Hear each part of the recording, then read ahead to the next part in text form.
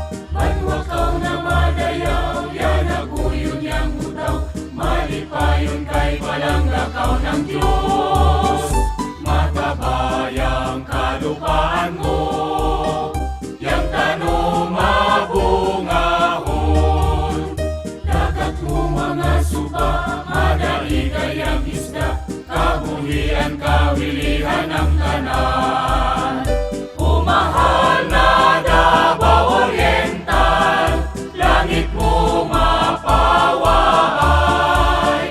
Yang kabutayan, yang kapatagan, mayaman ay magandahay. Mas tihain pa kami kumanto, kami mo uli anikan mo.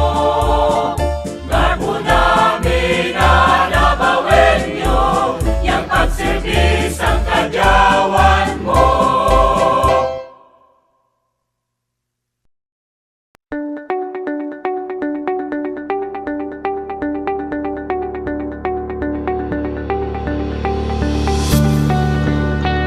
Afternoon, members of the Sangguniang Panlalawigan, to my distinguished colleagues. Before we proceed, may I ask the Madam Secretary to please proceed with the roll call. The honorable members of this 18th Sangguniang Panlalawigan are requested to say aye as I call the roll. Honorable Maria Glenda Monet Argaita, aye. Honorable Beverly M. Dayanan, Honorable Harold A. Montes, Honorable Manuel M. Lipardo Jr., Honorable Ana Cheryl N. Castro, Honorable Elijah Paul E. Palmahil, Honorable Daud V. Linsag, Honorable Stephen Paul L. Uy, Honorable Maria Lady Hope J. Macaira, Honorable John Erwin G. Montojo, Honorable Ruth C. M. Ravelo, Honorable Jerome C. Dayang Hirang, Honorable Joson Michael G. Dayang Hirang, Honorable Eleuterio C. Manaytay, Honorable Shanin C. Lintugunan, Honorable Presiding Officer, all the 15 members of this August Chamber are present, including Your Honor. Thank you, Madam Secretary. Considering that in today's regular session, we have already mustered a quorum, we can now proceed with the tackling or discussion of the items in the order of business. So what is the next item? But before we proceed, may I just like to remind everyone inside the session hall to please put all your cell phones on silent mode.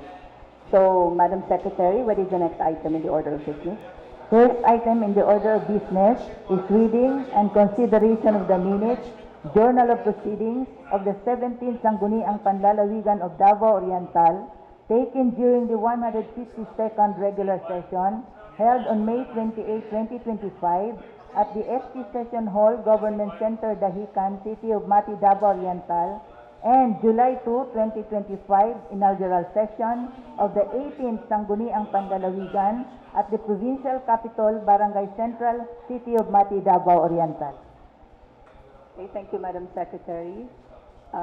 Yes, Honorable Lepardo. Thank you, Honorable Presiding Officer.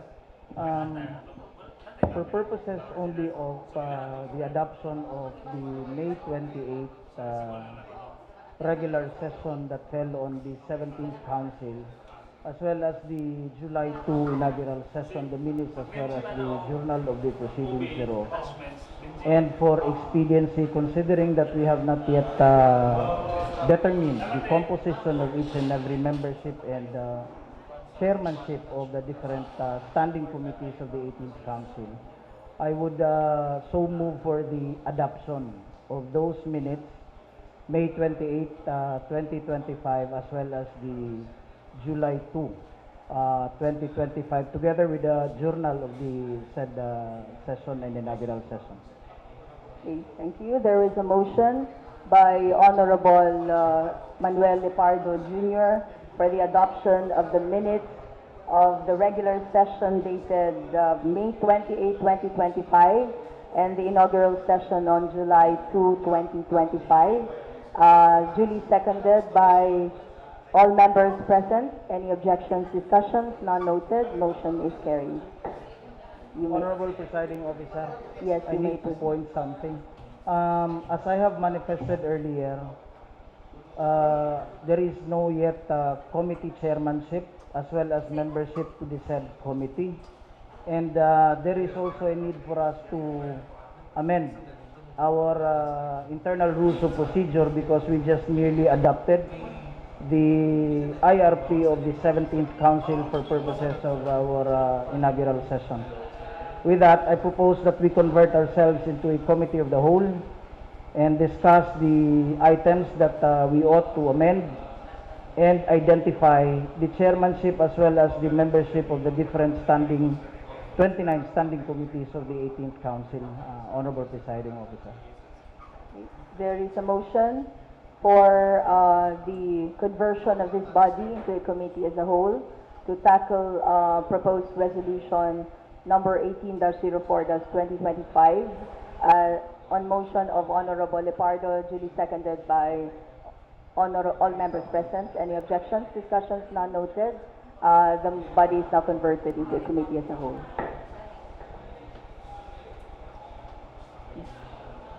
So, I believe all members were furnished copies of the communication 04. Please check your order of business and the attachments. It's included in your folders, respective folders. It's proposed resolution number 18-04-2025. It's a resolution amending some provisions of SP Resolution 18-02-07-2025, updating the existing in prescribed IRP of the 18th Sangguniang Panlalawigan and its 29 working committees and for other purposes. I believe you all have copies. Yes, Honorable Makaira.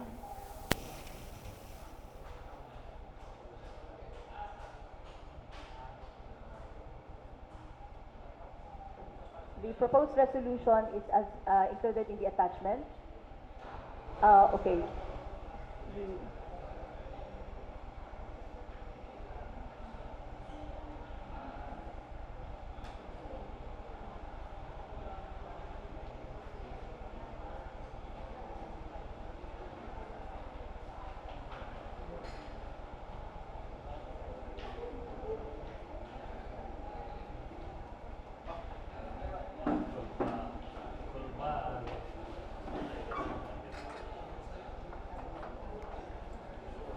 I believe Honorable Makaira, do you have you have it with you now?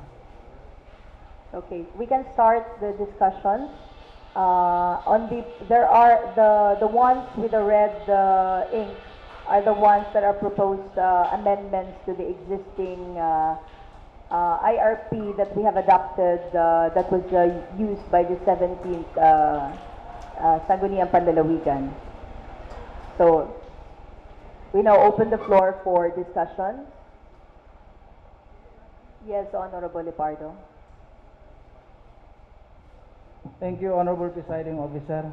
The proposed resolution emanated from this representation, and if I be allowed to discuss them one by one, so that the others should also understand the wisdom why I propose these amendments. And the rest, of course, of the membership may also propose their own amendment to IRP. May I now proceed, Honorable Presiding Officer? Yes, you may. Thank you, Honorable Presiding Officer. The first proposed amendment is on Rule 7 on committees, particularly on Section 4 on limitations. The item of not more than 5 committees be inserted in lieu of not more than 3 committees. That is with respect to the chairmanship of the different standing committees, Honorable Presiding Officer. Are we going to discuss this as per individual amendment? It depends. If I will be allowed to present everything, and if there be questions after I present all of these proposed amendments, then I will answer one by one. Okay, you may proceed with the... Second proposal, thank you, Honorable Presiding Officer, is on Section 5 of the same rule on Rule 7 on committees on public hearing. The insertion of the words except ordinances adopting national laws that likewise imposes penalties thereof.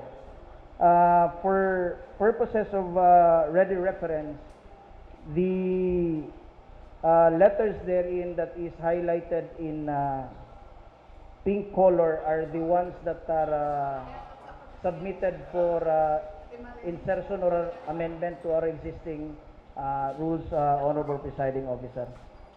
The third proposed amendment on sessions, particularly on Rule 8, in Section 1, the insertion of the paragraph as provided under Section 4 of Provincial Ordinance 152204-2018, or commonly referred to as the mobile session. The conduct of mobile session shall be on a need basis, as may be agreed by the majority of the members of the Sangguniang Panlalawigan in the session. The purpose of this amendment, Honorable Presiding Officer, is for us to avail of an existing provincial ordinance that allows the conduct of a mobile session not just in the halls of the Sangguniang Panlalawigan. We can have it maybe in Baganga or in Lupon, as the case may be. The fourth proposal for amendment is on special sessions, Honorable Presiding Officer, because the item in our rule is very clear as to when can the local chief executive call for a special session by just writing us a letter informing us that he is requesting for a special session. However, for the Sangguniang Panlalawigan, it is not clear when members, together with our presiding officer, may call for special session. And so I would like to insert this sentence by allowing us, and if I may be allowed to read it, a special session so called by the majority of the members of the Sanggunian shall be done by signifying their intention to the presiding officer. Signifying means by merely informing the presiding officer that we are asking for a special session. And on that date, we will be able to determine whether we have mustered the necessary number by those who signified by affixing their signature to the attendance, Honorable Presiding Officer. The fifth proposal for amendment is on same Rule 8 on sessions, particularly Section 3 on call to order, the insertion of the sentence, there being a quorum, the members present shall elect from among themselves a temporary presiding officer as provided under Rule 5, Section 1 hereof. This is a scenario where the presiding officer is not present and the highest ranking member of the Sanggunian will have to temporarily sit for us to have our session. But before we continue, there should be an election on who will act as the temporary presiding officer for the rest of the session, Honorable Presiding Officer. On Rule 10, my sixth proposal for amendment on order of business, particularly this is the item on the calendar where on Section 3 there is a deadline for submission. After the deadline, the insertion of the words and thereafter the Committee on Rules, the chairman of the Committee on Rules shall be duly informed of the same. Number 7, Honorable Presiding Officer, is on Rule 12 on ordinances and resolutions on the need to make a report 30 days as required by the local government code, where the insertion, Section 6 says, the committee shall submit a report on any referral within 30 days after it has been referred to it, except the insertion of this, except as herein otherwise provided under Section 26 of the same rule on Rule 12, Honorable Presiding Officer. There is also a proposal for amendment under Section 11 on the discharge of committee on proposed measures not yet reported. What the rule requires, I am referring to the internal rules of the 17th Council which we adopted, is if an item is referred to a committee, the committee must render a report within 30 days. My proposal for amendment is the insertion of the word working, 30 working days. Therefore, in the counting of the 30 days, holidays, Sundays, and Saturdays must not be included, Honorable Presiding Officer. I have three more. Rule 16 on minutes with respect to the reading and adoption, because what is provided in our rules is reading and approval. I think when it comes to minutes, the exact or the appropriate term must be adoption and not approval. And particularly on the ninth proposed amendment, Honorable Presiding Officer, on motions and their preferences with respect to a committee report, the insertion of the word accept and not adopt, because a committee report will only have to be accepted by the Sangguniang Panlalawigan and need not be adopted. And finally, on the same Rule 17, on main motions, the same concept on item F of Section 8 on main motions, the replacement of the word accept over the word adopt. I am now ready to defend all of these proposed amendments, Honorable Presiding Officer. Okay. Thank you, Honorable Lepardo. Are there any questions, clarifications? Yes, Honorable Dayanan.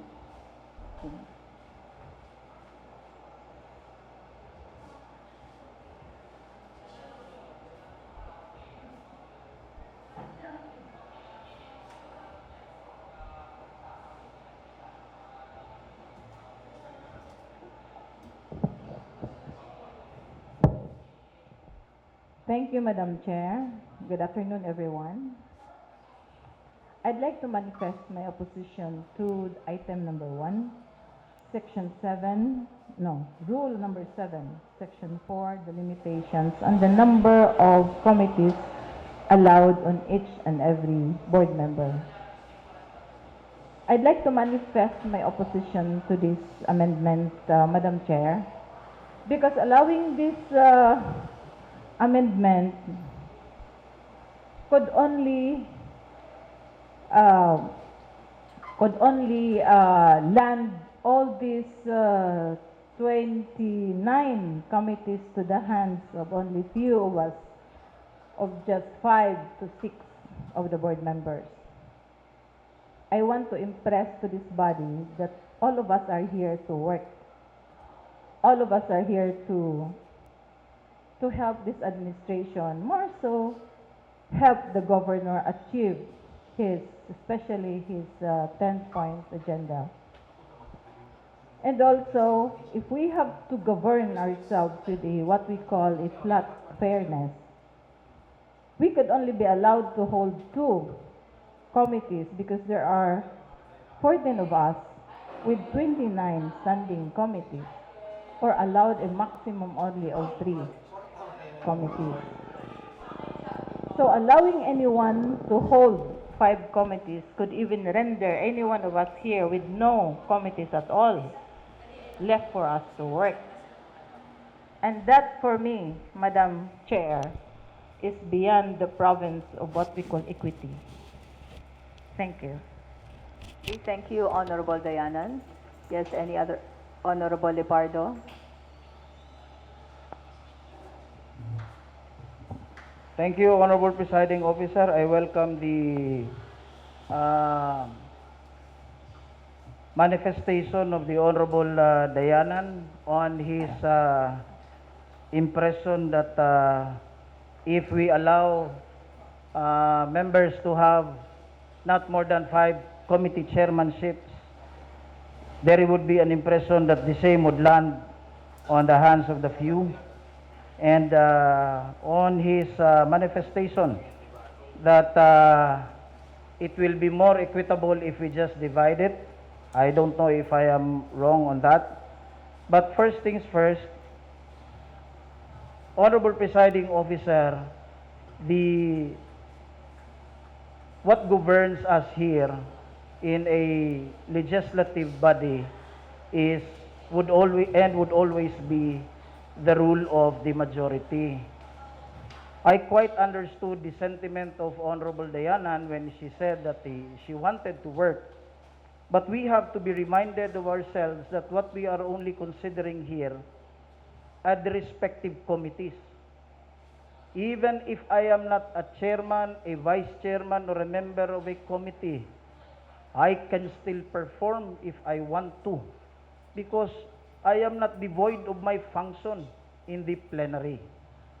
And so, if I don't have any committee, what I would do is I will always make a manifestation or a privilege for that matter, so that all of the committees will be working.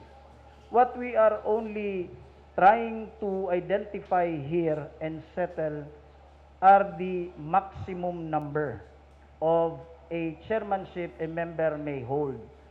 There is even no election yet on the different chairmanships. For all we know, each member should only be getting 2 chairmanship, as what the Honorable Board Member has manifested on his term of equity.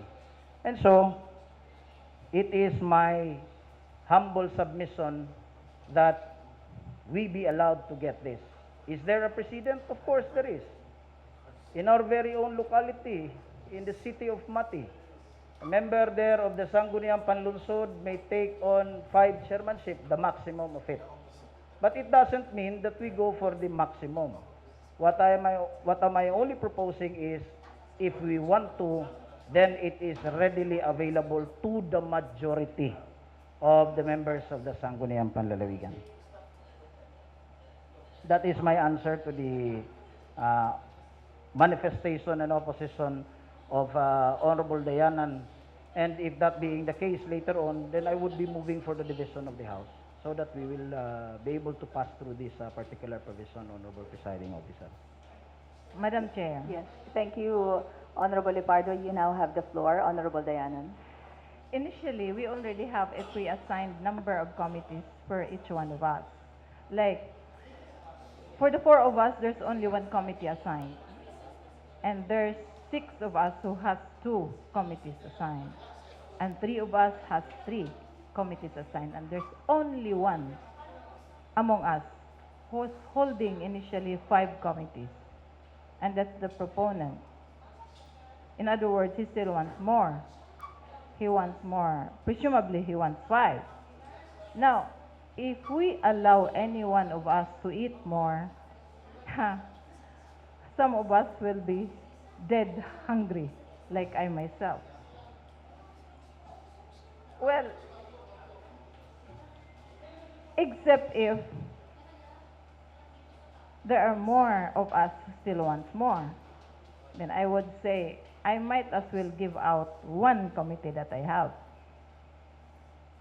Yes, Madam Chair. Would that be all? Yes. Okay. There is already a manifestation that there is an objection to one of May the I be first... allowed to make a rejoinder, Honorable okay. Presiding You have Officer? the floor now. Thank you, Honorable Presiding Officer. I think the statement of Honorable Dayanan is somewhat uncalled for. For her to say that I already have 5 committees in spite of the fact that we have not yet made an election on who will be holding the different committees is, I think, moving ahead the karatela over the horse, Honorable Presiding Officer. But I respect her opinion, and I would, in fact, make her see later on if there will be an election and determination of the different committees on how many committees are we actually going to get on each and every member of the Sangguniang Panlalawigan. Honorable Presiding Officer, can we just pass now on this issue and then somewhat address this now, if that would be possible? Okay. Are there any other members who would like to render their opinion with regards or discussions regarding the proposed amendments by Attorney Lepardo? So it is very clear that there is an objection to the first amendment that was proposed by Attorney Lepardo. So, Madam Chair, just yes. 1. Okay. Okay. You have As- the floor. The proponent has already 4 committees on hand. And I'd rather move for the adoption of the 17th IRR for the Sangguniang Panlalawigan. Point Madam of Chair. order, Honorable Presiding Officer, we already moved and adopted the SP IRR of the 17th Council. What we are doing right now is the amendment of that. And the term at hand means you already have it. I think I am quite clear in my manifestation earlier that what this representation is seeking is the amendment of the IRP of the 17th that we adopted during our inaugural session and the election of the different committees. There can be no committee at hand when there is yet no election, Honorable Presiding Officer. Okay, duly noted. Madam Chair, if we have to go for election for each of the committees, then so be it. Then that would be very, very good. Okay, let me Thank just you. make this clear now. We are now in the period of, we are still a committee as a whole. We are now in the period of discussion of the proposed amendments to our IRP that will govern the 18th Sangguniang Panlalawigan. And clearly, there is a dissenting opinion, an objection to the first amendment proposed by Attorney Lepardo. We have not yet gone on to make the final decision as to the composition of the committees. So we have to first resolve this matter as to whether we are going to agree to the proposal. There is an objection, so what would be the pleasure of the body? There is we need to divide the House. Yes, Honorable Presiding. So you are objecting to the proposed amendment. Are we Yes, discussing Madam only the first amendment? But for the other proposed amendments, is everybody in agreement to all the others? Yes, Madam Okay, Chair. so So there's just one issue at hand, the first amendment, which is concerning the Section 4, that's Rule 7, Section 4, the limitations with regards to the committee assignment and committee chairmanship. Okay. So there is an objection. So we need to divide the House. Madam Secretary, all those in favor of the proposed amendment of Attorney Lipardo, please raise your right hand. Madam Secretary.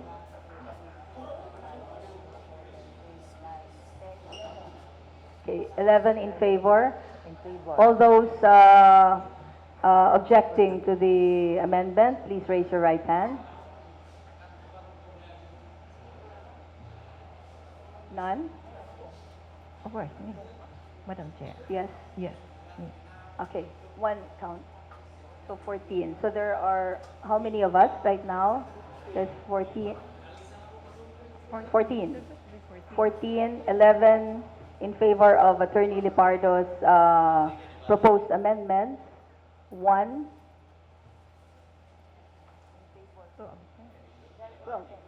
13. So there are 2. Okay, so 12. So basically, I think the objection, sorry. It's okay. This Okay, is so- democracy. Thank you.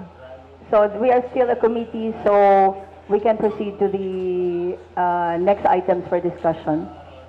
Thank you, Honorable Presiding Officer. I think we already have copies of, which was recently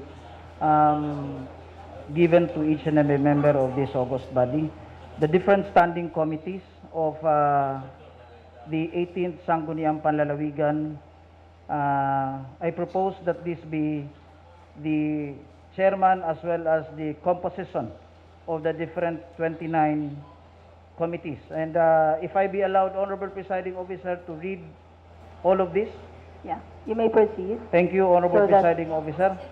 On the Committee of Agrarian Reform, the chairman would be Attorney Maria Lady Hope J. Macaira, Vice Chairman Honorable Stephen Paul L. Uy, members Honorable Jerome Dayang Hirang, Eleuterio Manaytay, and Honorable Beverly M. Dayanan.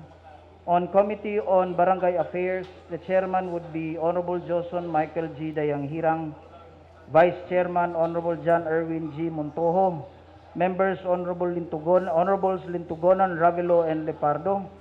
On Committee on Budget, Finance and Appropriations and Ways and Means, the chairman would be Honorable Ruchi M. Ravelo, Vice Chairman Honorable Lipardo, members Honorables Daud Linsag, Harold Montes, and Ana Chiril and Castro.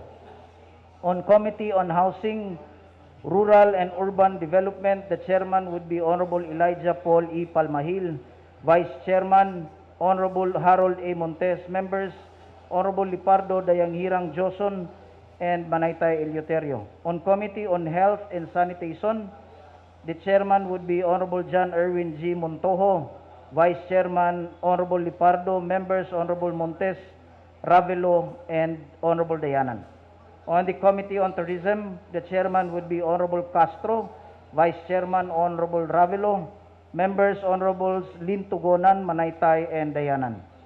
On the Committee on Cooperative People's Organization, POs, non-government organizations, NGOs, Civil Society Organizations, COs, and Livelihood, the chairman would be Honorable Linsag, Vice Chair Honorable Ravelo, members Honorable Lintugonan, Montes, and Macaira. On the Committee on Local Government, the chairman would be Honorable Jerome Dayang Hirang, Vice Chair Honorable Joson Dayang Hirang, members Honorables Uy, Montojo, and Macaira.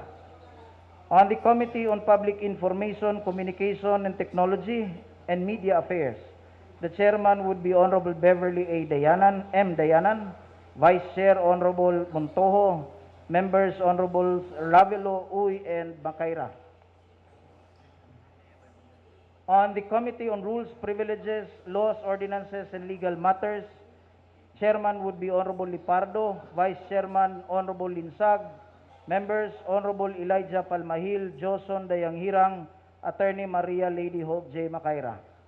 On the Committee on Muslim Affairs, the chairman would be Honorable Linsag, Vice Chair Honorable Manaytay. Members would be Honorable Ravelo, Joson Dayanghirang, and Honorable Uy. On the Committee on Social Services, the chairman would be Honorable John Erwin G. Montojo, Vice Chairman Castro, members Ravelo Montes and Jerome Dayanghirang. On Labor, Employment, Civil Services, and Human Resources Development, the chair would be Honorable Montes, Vice Chair Castro, Honorable Castro, members Honorable Ravelo, Linsag, and Manaytay.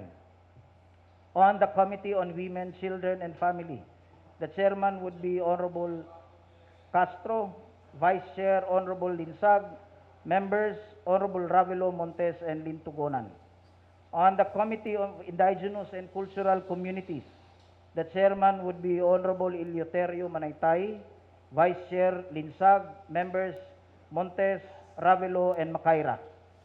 On the Committee on Agriculture and Food, the chairman would be Honorable Ravelo, Vice Chair Castro, members Montes, Dayanan, and Uy.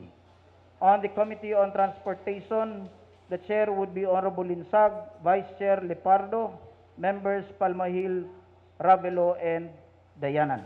On the Committee on Games and Amusement, the chair would be Honorable Elijah Paul Palmahil, Vice Chair Daud Linsag, members Lepardo, Lintugonan, and Montojo. On the 19th Standing Committee on Peace and Order and Public Safety, the chair would be Honorable Joson Michael G. Dayanghirang, Vice Chair Ravelo, members Linsag, Lepardo, and Palmahil.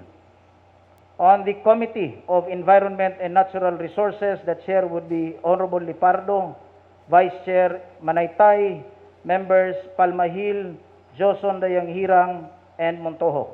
On the Committee on Education, the chair would be Honorable Montes, Vice Chair Castro, members Linsag, Ravelo, and Dayanan. On the Committee of Economic Enterprise, Trade and Industry and Investment, the chair would be Honorable Ravelo, Vice Chair Palmahil, members Linsag, Montojo, and Macaira. On the Committee on Energy, Public Works, and Highways and Infrastructure, chairman would be Honorable Lepardo, Vice Chair Montes, members Palmahil, Montojo, and Ravelo. On the Committee on Dangerous and Illegal Drugs, chairman would be Honorable Palmahil, Vice Chairman John Erwin Montojo, members Lepardo, Joson Dayanghirang, and Lintugonan. On the Committee on Good Government, Ethics and Accountabilities and Human Rights, the chair would be Honorable Montojo, Vice Chair Lepardo, members Palmahil, Dayanghirang, Joson, and Dayanghirang, Jerome. On the Committee on Aquatic and Fisheries Resources, the chairman would be the Honorable Uy, Vice Chairman Macaira, members Castro, Ravelo, and Joson Dayanghirang. On the Committee of Oversight, the chairman would be Honorable Castro, Vice Chair Ravelo, members Linsag, Montes, and Lintugunan. On the last two committees, Honorable Presiding Officer, on Disaster Preparedness, the chair would be Jerome Dayanghirang, Vice Chair Montojo, members Linsag, Ravelo, and Montes.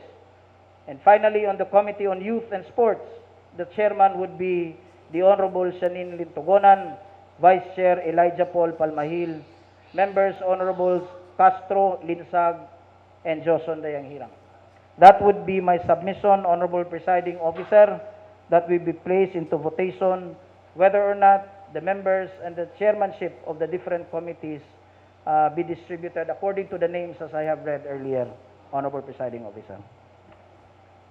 Thank you, Honorable Lepardo. I believe all members were furnished copies of the proposed composition of the 29 standing committees for this 18th Sangguniang Panlalawigan. So, what is now the pleasure of the body? Is everybody in agreement to the proposition, to the proposed composition? And then for the information of all those who are observing this regular session, The said composition went through a process of proper coordination and meetings and communication through our messenger with all the members of the council involved. And the list of vice chairman and the members of said committees were also a list that came from the proposed chairman of the different committees. So are there any objections to the list that was given to everyone? None? So if everybody is in agreement, we are still in the committee as a whole so that we can tackle this properly and officially. What would be the pleasure of the body? Yes, Honorable Thank you, Lepardo. Honorable Presiding Officer, and thank you to Honorable Dayanan. Honorable Presiding Officer, my proposal is for us to go back to our plenary and have our session, and I would be moving for the lifting of the suspension of the rules. Yes, Honorable Ravelo.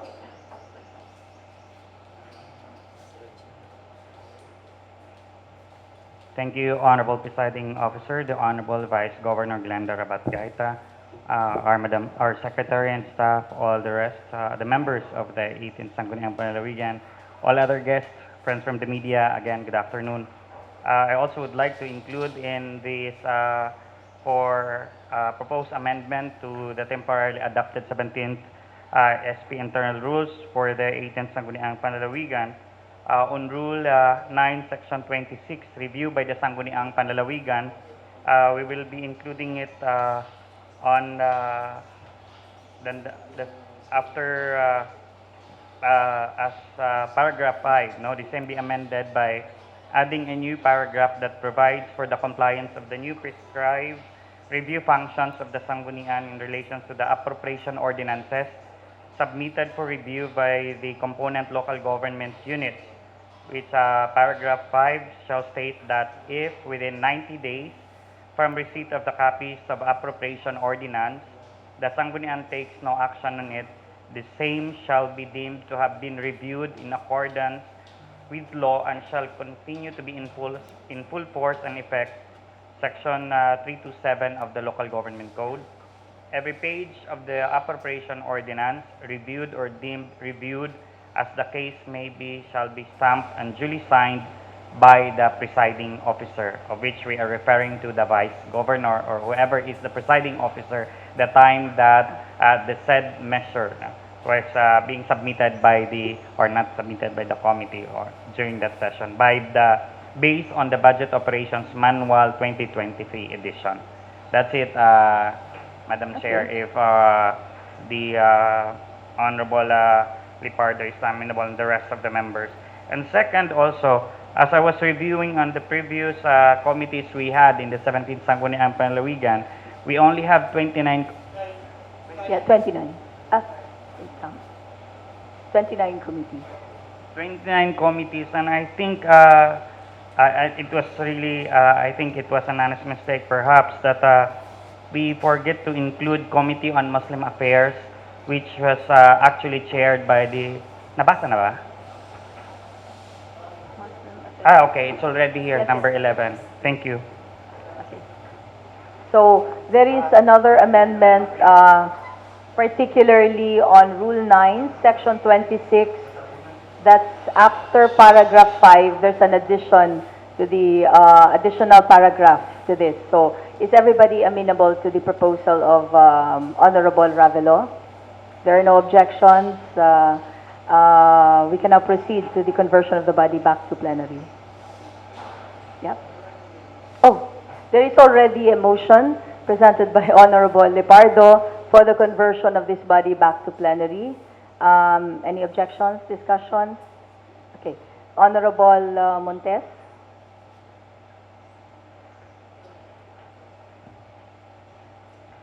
Thank you, Honorable Presiding Officer, and good afternoon to each and everyone. I may suggest that we will move the time at 2 o'clock, Madam Chair, with due respect to the Committee on Rules.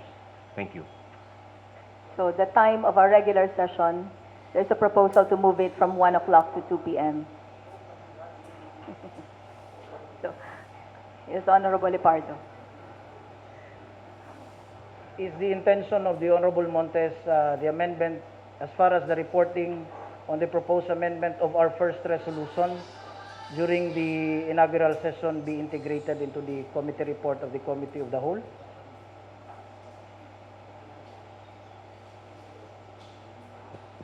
Yes, Madam Chair. Para included na siya sa ato ang IRP. And this would be clearly an amendment of the first resolution that we passed. Yes. All right. Thank you. Thank you. So, if we are all in agreement to the final IRP for the 18th regular session, there is already a motion presented by Honorable Lipardo for the conversion of this body back to plenary. Any seconded by all members present? Any objections? Discussions none noted. Motion is carried. So we are now back to plenary. We may proceed with the other items, and then later on pass the resolution for the adoption because we were still in the committee level. Okay. So what is the next item, Madam Secretary? Next item is privilege hour. Honorable Chair, the Honorable Lipardo has registered to avail of the privilege hour. Okay, Honorable Lipardo. Thank you, Honorable Presiding Officer, and to the rest of the membership of the 18th Council. Honorable Presiding Officer, when I was a member for at least a month or so in the 17th SP Council, I also made this manifestation during the privilege hour, my concern on the operations of the Davao Oriental Electric Cooperative. Honorable Presiding Officer, Dureco has been operating in our province as our electric distributor for almost 50 years now. To be exact, they have been in operation for 45 years. And 5 years more, the legislative franchise that was granted to them by Congress would lapse. And by my reckoning, I have not seen any insight that would extend the juridical life of Dureco as a cooperative that may operate as a electric distribution company in our province. Honorable Presiding Officer, the very line that this representation would quote, coming from the address of our Honorable Governor on July 1, with respect to his 10 points agenda, particularly on energy, was when he said that electricity must not only be for convenience, but rather electricity must be the foundation of our progress. And so by this, Honorable Presiding Officer, and by way of this privilege hour, allow me to somewhat detail the situation our province is in by now when it comes to the service of electricity. Since I became a member of the Sangguniang Bayan in the municipality of Manay in 2019, I have not been remiss in calling out Dureco when it comes to its services that it renders to our consumers. Just so that we would understand, Honorable Presiding Officer, the municipality of Manay is situated at the load end. Load end is a technical term that is used by Dureco, which would mean that we are at the end of the line. That is a grid coming from Mako and the grid coming from Bislig. We are at the end of the line. Therefore, all of the problems where we could imagine like constant blackouts, dropping of voltage, are all present in our town. In fact, as we speak now, in Barangay Central itself, in Sitio Tubigan, it has been 5 days where there is a blackout. And to think Sitio Tubigan is just 3 kilometers away from Poblacion. Now, what does this mean? It means, Honorable Presiding Officer, that if we keep on facing and if we keep on seeing this constant blackout, the droppage of the voltage, and all of those things that our ordinary consumers would suffer, I would not know where Dureco would place itself. It's not even near convenience. In fact, the barometer is not convenience. It should be the foundation of our progress. I think in the 10-point agenda of the governor, there are a lot of items that would definitely require a sustainable supply of electricity in our province. I can understand, Honorable Presiding Officer, that the constitution of Dureco was in the concept of rural electrification. And by now, our province, particularly the city of Mati, the town of Banay-Banay, Lupon, and all of those municipalities has way passed on what may be considered as a rural community and is in fact is already an urban community. We have a lot of demand, not just the consumers, but the industry that is already here, particularly our business sector, and the industry who would soon come inside our province, especially so that we are again espousing the idea of a reignited tourism in our province.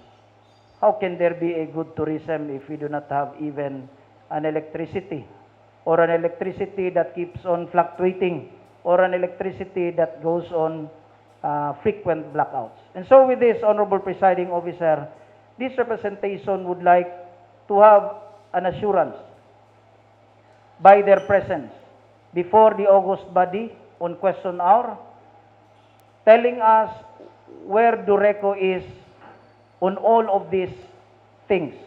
Are we even near convenience? Can we even achieve the so-called foundation of progress in our province? Honorable Presiding Officer, let me remind Dureco that there are private companies who are already at the doorsteps of our province.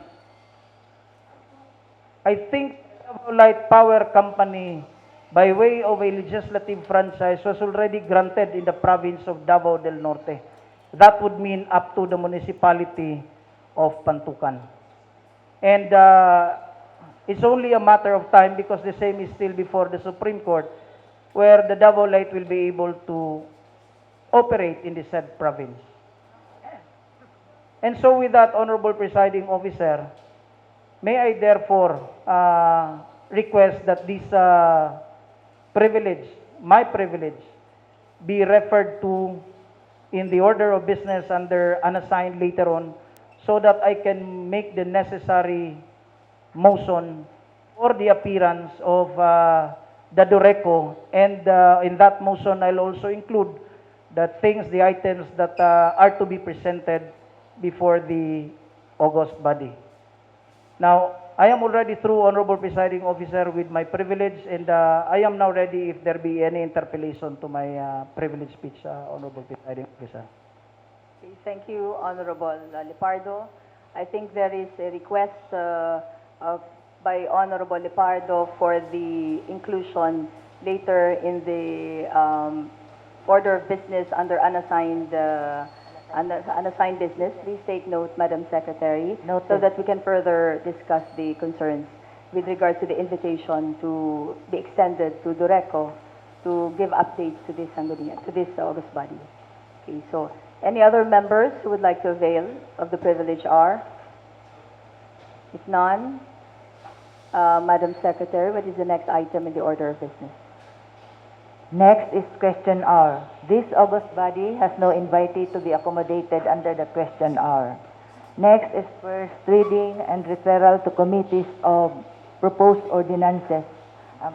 Honorable Chair, before I proceed, if I may seek permission that I be allowed to just read only the number of the proposed resolution, proposed ordinances, and communications, considering that everybody has already a copy and of the agenda, and that the same is likewise shown on On the projector, Honorable Chair. Okay, you may proceed. Thank you, Madam Chair. Proposed ordinances. First is proposed provincial ordinance number 18-01-2025, authored by the Honorable Shanin C. Lintugunan. This is referred to the Committee on Youth and Sports Development. Next is proposed provincial ordinance number 18-02-2025, authored by the Honorable Shanin C. Lintugunan. Again, this is referred to the Committee on Youth and Sports Development. Next are proposed resolutions. First is proposed resolution number 18-03-2025, authored by the Honorable Ruchi M. Ravelo. Okay, this is referred to the Committee on Peace and Order and Public Safety. I think, Honorable Chair, the Board Member Johnson or Board Member Ravelo would like to manifest something Yes. for the inclusion. Yes. Would there be a request for the inclusion of said resolution to be discussed under unassigned business later? Yes, Honorable Ravelo.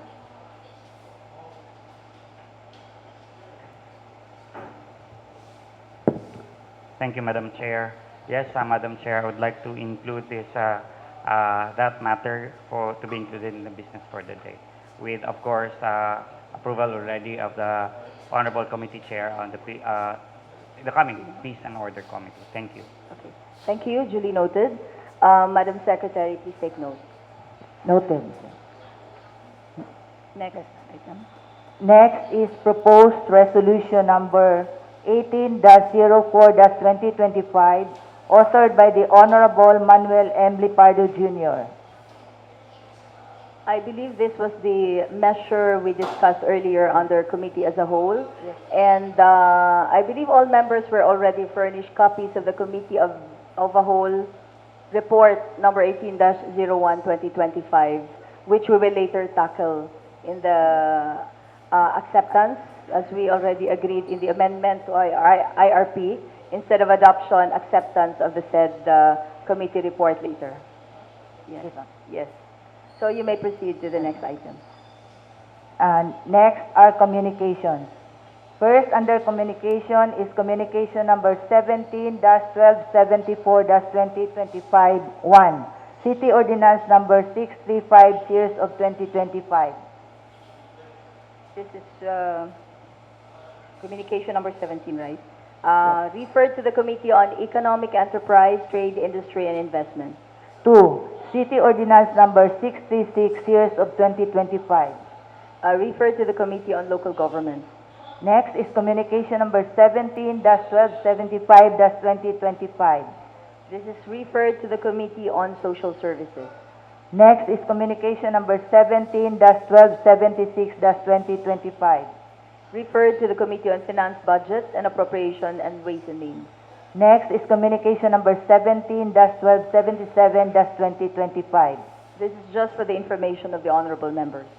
Next is communication number 17-1278-2025-1, City Ordinance number 634, series of 2025. This is referred to the Committee on Health and Sanitation. 2, City Ordinance number 636, series of 2025. Referred to the Committee on Women, Children, and Families. Next is communication number 17-1279-2025. Referred to the Committee on Good Government, Public Ethics, and Accountabilities and Human Rights. Next is communication number 17-1280-2025. This is just for the information of the August body. Next is communication number 17-1281-2025. Referred to the Committee on Finance, Budget, and Appropriation, and Ways and Means. Next is communication number 17-1282-2025. Again, referred to the Committee on Finance, Budget, and Appropriations, and Ways and Means. Next is communication number 17-1283-2025. This is just for the information of this August body. Next is communication number 17-1284-2025. Referred to the Committee on Health and Sanitation. Next is communication number 17-1285-2025.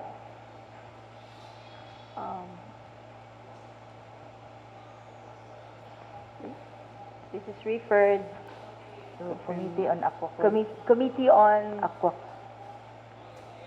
Aquaculture. Yes. Okay. Committee on Aquaculture. Next is communication number 17-1286-2025. This is for the information of the honorable members and likewise referred to the Committee on Rules and Privileges, Law, Ordinances, and Legal Matters.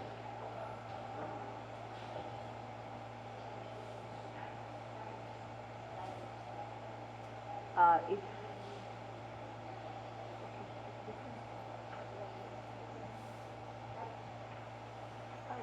wait. Okay.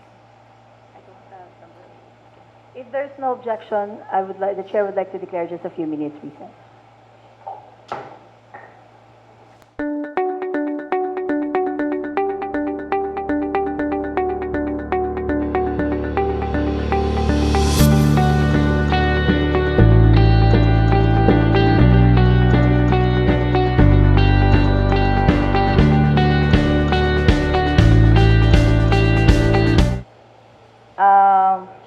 Can we do that again? Yes. Next is communication number 17-1286-2025. 1286. Yes. These are all referred to the Committee on Women, Children, and Family. Next is communication number 17-1287-2025. This is referred to the Committee on Rules, Privileges, and Laws, Ordinances, and Legal Matters. Next is communication number 17-1288-2025. Committee on Indigenous and Cultural Communities. Next is communication number 17-1289-2025. This is for the information of the honorable members and likewise referred to the Committee on Rules, Privileges, Laws, Ordinances, and Legal Matters. Next is communication number 17-1290-2025. This is for the information of this august body. Next is communication number 17-1291-2025. Committee on Finance, Budget and Appropriation, and Ways and Means. Next is communication number 18-01-2025. Referred to the Committee on Health and Sanitation. Next is communication number 18-02-2025. Again, referred to the Committee on Health and Sanitation. Next is communication number 18-03-2025. Referred to the Committee on Rules, Privileges, Laws, Ordinances, and Legal Matters. Next is communication number 18-04-2025. This is referred to Committee on Games and Amusement. Next is communication number 18-05-2025. Referred to Committee on Local Government. Next is communication number 18-06-2025. This is referred to the Committee on Finance, Budget and Appropriations, and Ways and Means. Next is communication number 18-07-2025. This is for the information of this august body, especially the Committee on Finance, Budget and Appropriation, and Ways and Means. Next is communication number 18-08-2025. This is referred to the Committee on Finance, Budget and Appropriations, and Ways and Means. Next is communication number 18-09-2025. This is for the information of this august body. Next is communication number 18-10-2025. This is for the information of this august body, and especially the Committee on Energy, Public Works, and Highways, and Infrastructure Development. Next are petitions and memorials, none. Okay. Honorable Lepardo, you were raising your hand. You have the floor. Thank you, Honorable Presiding Officer. Before we go on to the next item, and in relation to the Committee of the Whole, we had earlier, Honorable Presiding Officer, I would like to propose the insertion of these resolutions, the proposed resolution number 18-05, that would incorporate all of the amendments that we have discussed earlier. So the resolution would be a resolution prescribing the internal rules of procedure of the 18th Sangguniang Panlalawigan of Davao Oriental and its 29 standing committees and other purposes, Honorable Presiding Officer. And the another proposed resolution number 6, 18-06-2025, a resolution adopting the committees of the 18th Sangguniang Panlalawigan of Davao Oriental and its composition. And the committee of the whole report, Honorable Presiding Officer, be presented later on under Committee report. suspended rules still. So, you are requesting for the inclusion of two proposed resolutions This is the product as of an what we have output, yeah. what we have discussed earlier, Honorable Presiding Okay, Officer. do we have copies of said I will furnished to all the later members? on the members will have a copy of this one. Okay. So, Madam Secretary, please take note. Yes, Pop. So, you may proceed to the next item. Yes, Honorable Ravelo, you have the floor. Few minutes recess is declared.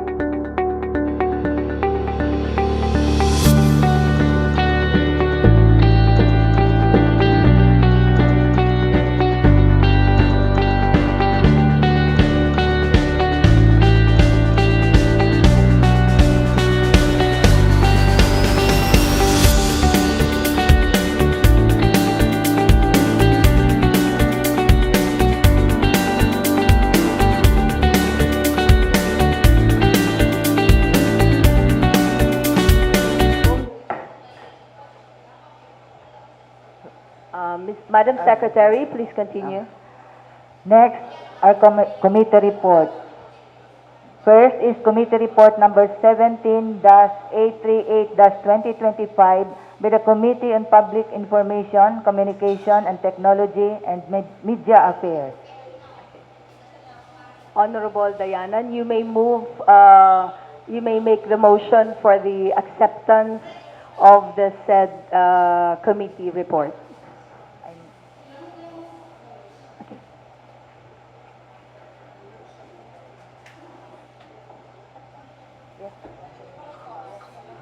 Okay. Would you like few minutes recess? Okay. Few minutes, if there's no objection, few minutes recess is declared.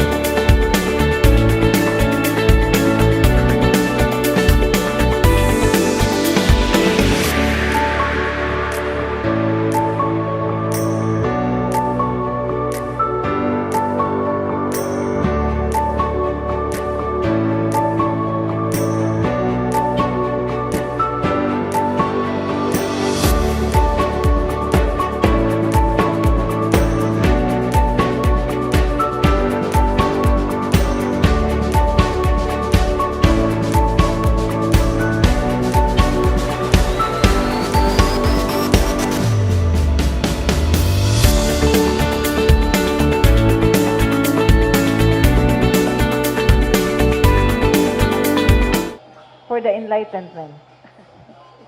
All right. Madam Chair, let me just defer for next session the adoption of the committee report on the public information for further study. Thank you. There was a motion by Honorable Dayanan for the deferment of the adoption of Committee Report number 17-838-2025 and Committee Report number 17-839-2025, seconded by all members present. Any objections, discussions? None noted.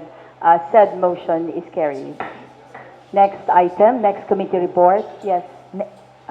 Motion. Next committee report. Next is Committee Report number 17-840-2025 by the Committee on Finance, Budget and Appropriations and Ways and Means. Okay, before we proceed, I believe Honorable Uy has raised his hand for manifestation. You now have the floor.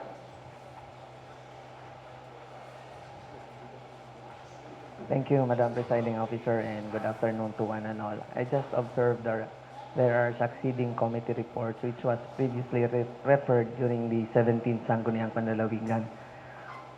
In the case of the Honorable Beverly Dayanan, considering daghan pa may nagsunod nga previously naka-refer.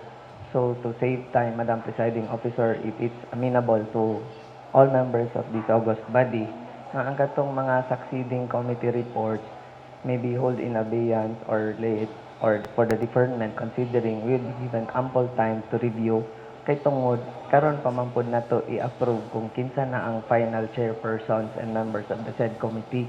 Kay murag nagsunod ra man gud kaayo pagka-approve nato sa chairmanship, vice chair and members, then magpasa dayon ta og committee report karon basig dali anta tingali kung okay pud sa tanan members to give us ample time to review all the documents and attachments. Maybe we can defer the succeeding committee reports if it's amenable to all the chairpersons to which the measures were referred. That is just an observation, a suggestion, Madam Presiding Officer. Thank you. Thank you, Honorable Uy. I believe the decision would fall on the chairman of the different committees who are calendared for adoption in today's order of business. So I think that would be the discretion. So thank you for the manifestation. For the next committee report, we have Committee Report 17-840, 841, 842, 843 by the Committee Chair on Finance, Budget and Appropriation and Ways and Means.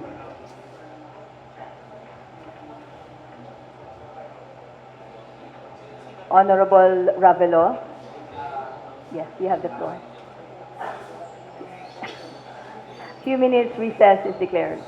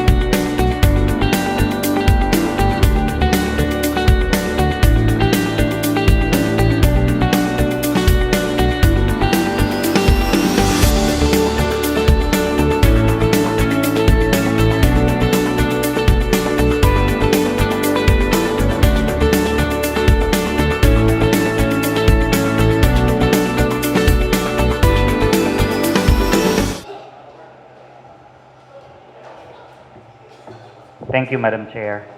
I have here committee report number 17-840-2025 by the Committee on Finance, Budget and Appropriations. I move for the deferment of this committee report so that I'll be able to give ample time to the new members of the SP Committee on Finance. The same with other committee reports which was submitted earlier from the Committee on Finance. Budget and Appropriations. Those committee reports submitted under the Committee on Agriculture and Food and the Committee on Trade and Industry, because substantially the committee membership have changed. Only two of the committee members remain, me as the chair, and I think only one or two of the members, because one have, already is a mayor and others have become others. So I think that's my contention of why having these committee reports be deferred for the time being. I so move. There was a motion by Honorable Ravelo for the deferment of the adoption of committee reports number 17840-2025, 17841-2025, 17-842 number 2025, and 17-843-2025, 17-844-2025, and 17-845-2025, seconded by Honorable Montojo. Honorable, all members present. Any objections, discussions, none noted. Motion is carried. Next committee report. Honorable Presiding Officer, point of order. Honorable Lepardo. Thank you, Honorable Presiding Officer. I think it would be more in order if we discuss first the proposed resolution on the amendment of our IRP and the resolution on the standing committees, because there can be no delivery of any committee report without first identifying who the chair of that committee. We just assume, because we have already discussed it earlier in our committee of the whole, that the identification and allocation of each and every standing committees will be with that of the names I said earlier. And so, if the members, I know that there is an order of business in our calendar, and if only to expedite the proceedings of today's session, I would move that we give preference to my proposed resolution, as well as on the amendment, as well as the standing committees. Okay. Thank you, Honorable Lepardo. I believe, as suggested by our incoming committee on chairman and committee on rules and privilege, it is best that we tackle first the committee as a whole report. You may proceed with the adoption of said committee report before we tackle all the other committees. Honorable Presiding Officer, before I render any committee report of the whole, I think it is improper that we would go for the declaration of the suspension of our House rules. And so I would move for that suspension, Honorable Presiding Officer. There is a motion for the suspension of House rules on motion of Honorable Lepardo, duly seconded by all members present. Any objections, discussions, none noted. House rules are hereby suspended. Thank you, Honorable May proceed. Presiding Officer.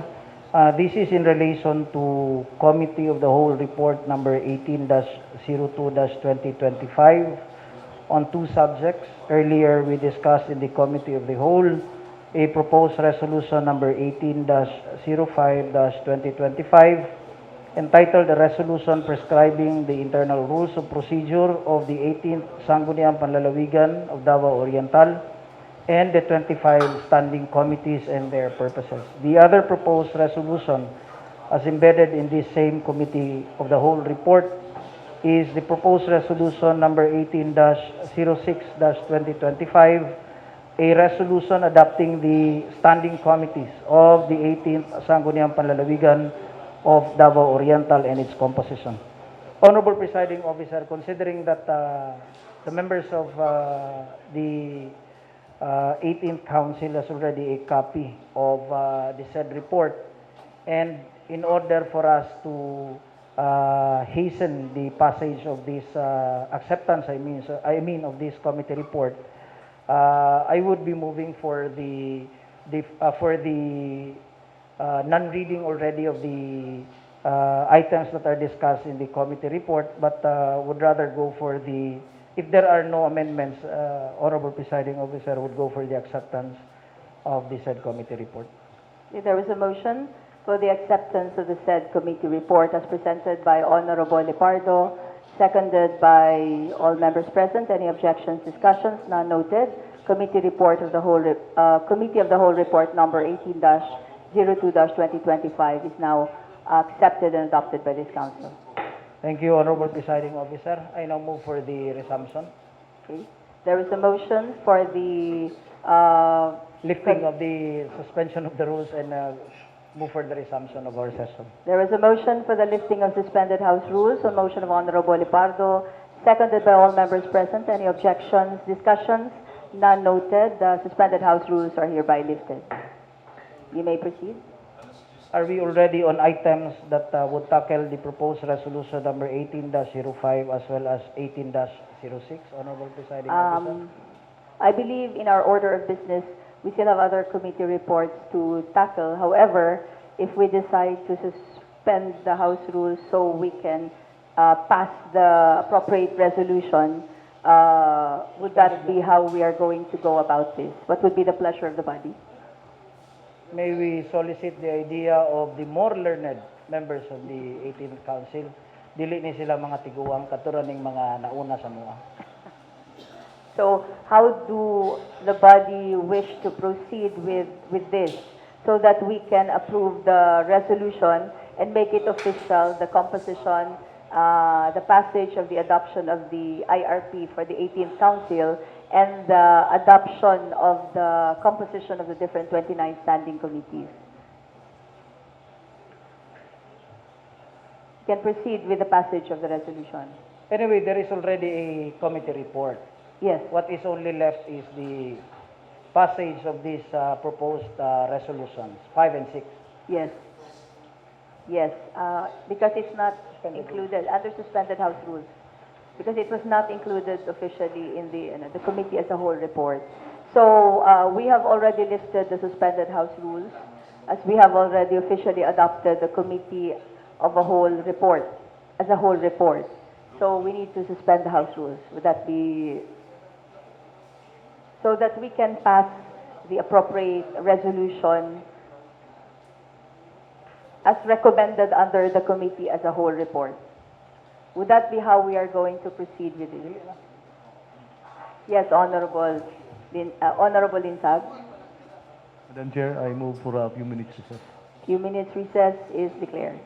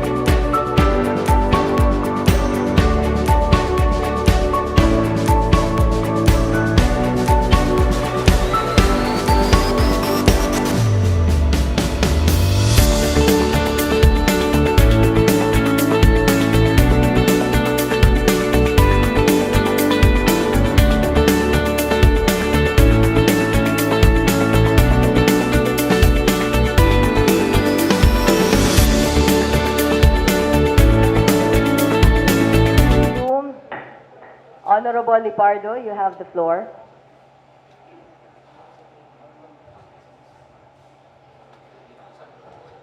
Thank you, Honorable Presiding Officer. I move for the suspension of the rules for us to immediately discuss the proposed resolutions 5 and 6. There is a motion for the suspension of the House rules, seconded by all members present. Any objections, discussions? None noted. Motion is carried. House rules are hereby suspended. You may proceed. Thank you, Honorable Presiding Officer. I would be proposing for an omnibus motion on resolutions number 5-18-2025 and 6-18-2025 that treats on the resolution prescribing the internal rules of procedure of the 18th Sangguniang Panlalawigan of Davao Oriental and its 29 standing committees and for other purposes. And the other resolution, a resolution adopting the standing committees of the 18th Sangguniang Panlalawigan of Davao Oriental together with its composition. I would be requesting that the reading of the contents of the said resolution be no longer taken, but would be moving for the passage of that omnibus motion, Honorable Presiding Officer. There is a motion by Honorable Lipardo for the passage of resolution number 18-05-2025 and resolution number 18-06-2025, seconded by all members present. Any objections, discussions? None noted. The motion is carried. Said resolutions are hereby approved by this council. Okay. Next item is, may we request Honorable Lipardo for the listing of suspended House rules. I move to lift the suspension of the rules. There is a motion for the lifting of suspended House rules on motion of Honorable Lipardo, seconded by all members present. Any objections, discussions? None noted. Suspension of House rules is hereby lifted. Now we can proceed with the other committee reports. Next is Committee Report number 17-847-2025 by the Committee on Local Governance. Yes, Honorable Dayang Hirang. Jerome Dayang Hirang. Thank you, Madam Presiding Officer, maayong hapon sa tanan. To give ample time to the new members to review, Madam Presiding Officer, I move for the deferment of the said committee report. Okay. There is a motion for the deferment of committee report number 17-847-2025, a motion of Honorable Jerome Dayang Hirang, seconded by all members present. Any objections, discussions? None noted. Motion is carried. Next item. Next is Committee Report number 17-8488-2025 by the Committee on Education, Arts, Culture, Science, and Technology. Yes, Honorable Montes, you are hereby recognized. Thank you, Honorable Presiding Officer. Likewise, because of the new composition of the members of the Committee on Education, I would like to defer the Committee Report number 17-4848 in order for the new members to study and have a decision later. I also move it, Madam Chair. There is a motion for the deferment of committee report, deferment of the adoption, acceptance of committee report number 17-848-2025 on motion of Honorable Montes, seconded by all members present. Any objections, discussions? None noted. Motion is carried. Committee report number 17-848-2025 is hereby deferred. Next is Committee Report number 17-849-2025, still by the Committee on Education, Arts, Culture, Science, and Technology. Honorable Montes.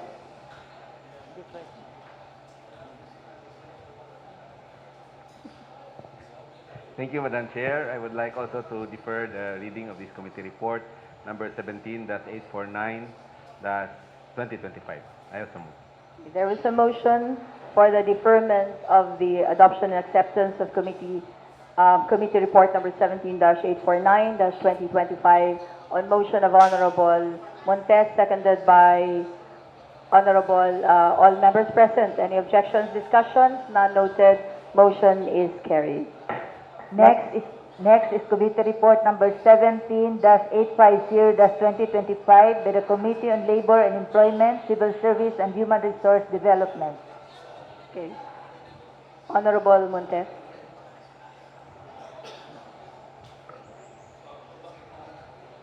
Thank you, Madam Chair. The same. The Committee on Labor and Employment would like to defer the reading of the committee report number 850-2025 for consideration of the new members of the said committee. I also move. There is a motion for the deferment of the adoption acceptance of committee report number 17-850-2025 on motion of Honorable Montes, seconded by all members present. Any objections, discussions? None noted. Motion is carried. Next committee report. Next is committee report number 17-851-2025 by the Committee on Social Services. Yes, Honorable Montojo.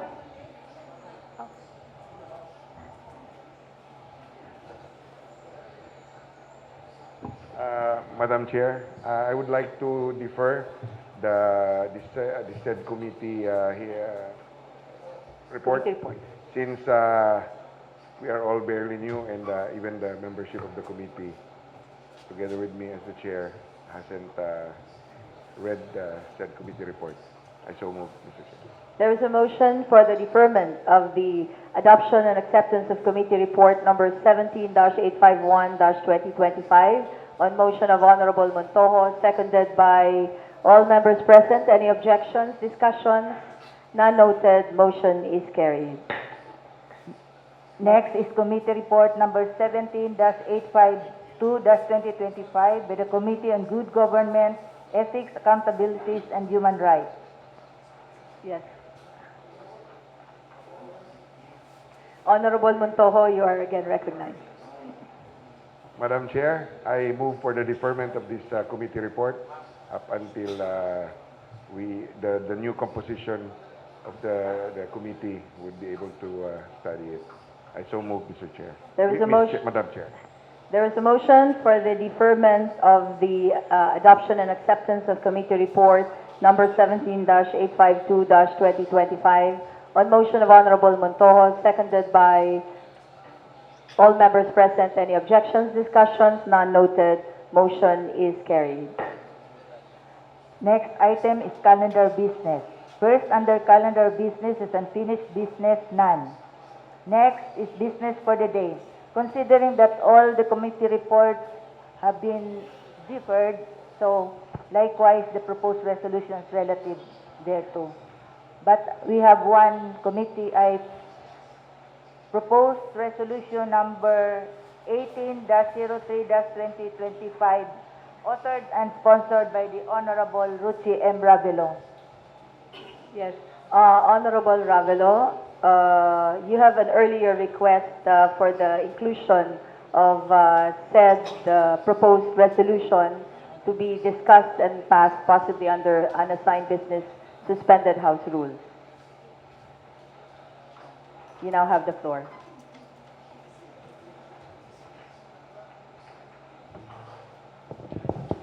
Thank you. Thank you, Madam Chair. I have here proposed resolution number 18-03-2025, a resolution commending and congratulating Lieutenant Colonel Michael G. Uson, 013653 Infantry General Corps, Philippine Army, for being awarded the Military Merit Medal to Distinguished Service Star for his effective and efficient leadership as Battalion Commander of the 66th Infantry Kabalikat Battalion, 10th Infantry Aguila Division, Philippine Army, from 22 February of 2023 to 1 June 2025 in the conduct of intensified peace, law enforcement, and development support operations in the province of Davao Oriental and 3 municipalities of Davao de Oro, subject to style. I so move. There is a motion for the passage of resolution number 18-03-2025 as presented by Honorable Ravelo, seconded by all members present. Any objections, discussions? None noted. Motion is carried. Next. Next item. Next item is an assigned business. Under this is the concern of Honorable Lipardo regarding the Dureco issue, sir. You have the floor, Honorable Lepardo. Thank you, Honorable Presiding Officer. May I most respectfully request that a invitation be extended to the General Manager of the Davao Oriental Electric Cooperative. If the Chairman of the Board would so wish also to attend, we can also extend a communication, as well as the there are different heads there of department or division. I would not know what is the exact term on each and every field of expertise in Dureco. A request for their presence on question hour will also be requested by this representation. Again, the purpose, Honorable Presiding Officer, is for the members of this 18th Council to be given the opportunity to directly ask questions to Dureco on what is really the status and where is the direction that we are heading to. Are we still relevant? Can we comply with what is required of us by our local chief executive, and so on and so forth, Honorable Presiding Officer. So that is my request. The disposal of this of my earlier privilege, Honorable Presiding Officer, would boil down to a request coming from the Sangguniang Panlalawigan for them to appear on question hour before the plenary. So, Madam Secretary, if there's no objection from the members, the request, with regards to the request of Honorable Lipardo, we can request the SP Support Services Office to facilitate the preparation of a letter of invitation to the Davao Oriental Electric Company for their appearance in the next regular session as our guest during question hour. Noted, Madam Chair. Okay, thank you. So what is the next item? We are still under suspended House rules. Do we have other matters for discussion? Proposed ordinances, No. None? None. next, So we are still under suspended House rules. Before we can proceed, may I request Honorable Lipardo for the motion for the lifting of suspended House rules? Thank you, Honorable Presiding Officer. I so move for the lifting of the suspension of the rules. There was a motion for the lifting of the suspension of the House rules on motion of Honorable Lipardo, seconded by all members present. Any objections, discussions, none noted, motion is carried. Next item. next is proposed ordinances for third and final reading. None. Next is consideration of other matters.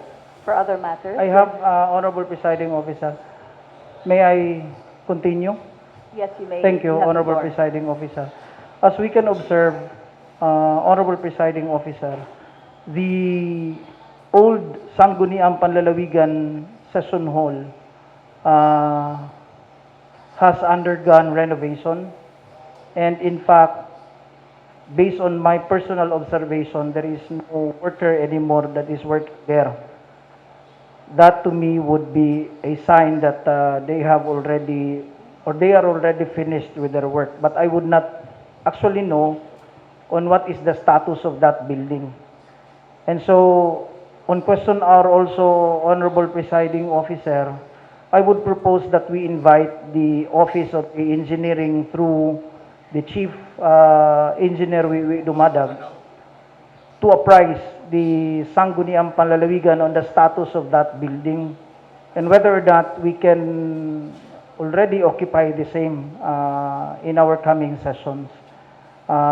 If Engineer Dumadag would so wish to bring along with him other members of the engineering of the province, then if only to give or to shed light on this concern, on my concern, then that would be a welcome gesture on him.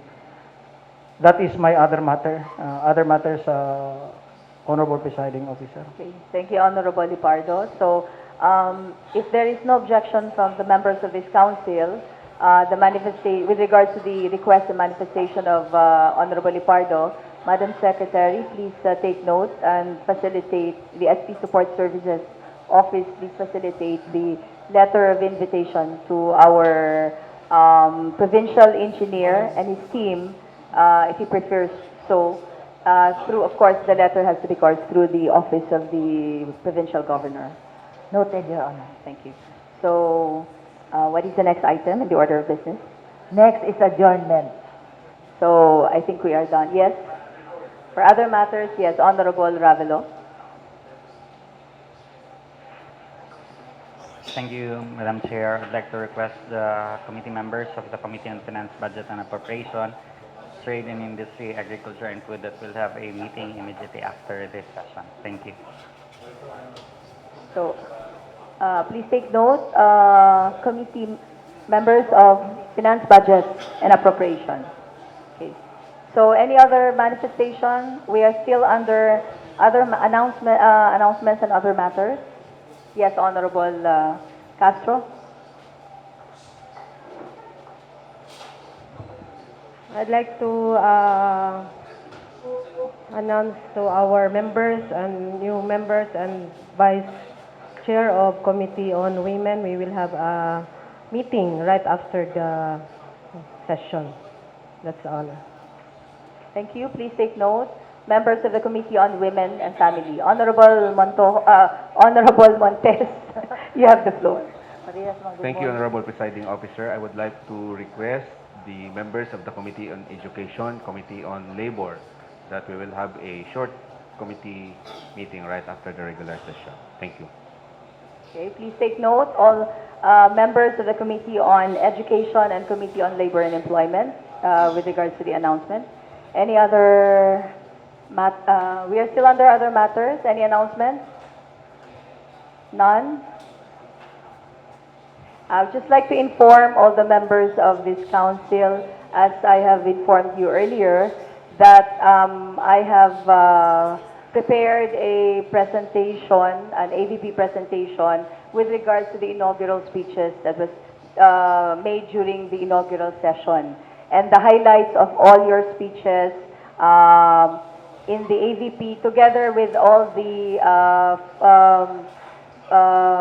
documentations, photographs, and everything, the office of the provincial governor will be provided to all the members of the council. Please, I will just inform my chief of staff, Mr. Gian Gaita, to coordinate with your respective staff for the announcement. This coming Monday at the provincial capital, the sponsor will be the Sangguniang Panlalawigan. Sangguniang Panlalawigan will be the sponsor. So I'm enjoining everyone to attend the flag ceremony at the provincial capital this coming Monday at 8 a.m., right? Yes. 8 a.m. Okay. So, any other announcements? Okay. Yes, Honorable Lipardo.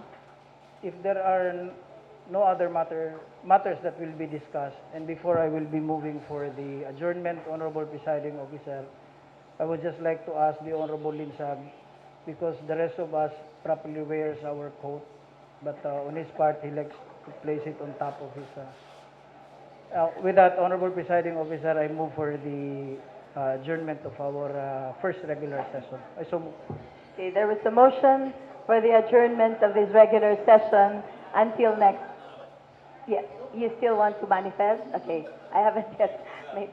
Honorable Dayanan, we are still under other matters and announcements. Madam Chair, I'd like to manifest to hold a meeting for my Committee on Public Information today. Yeah. Okay. After the regular session. Yes. Okay. Thank you. Okay. Members of the Committee on Public Information, Communication and Technology, chaired by Honorable Dayanan, please take note of the announcement. There will be a meeting after this regular session. So if we are all through, there was already an earlier motion by Honorable Lipardo for the adjournment of this regular session until next Wednesday at 2 p.m. Seconded by all members present. Any objections, discussions? None noted. This session is hereby adjourned.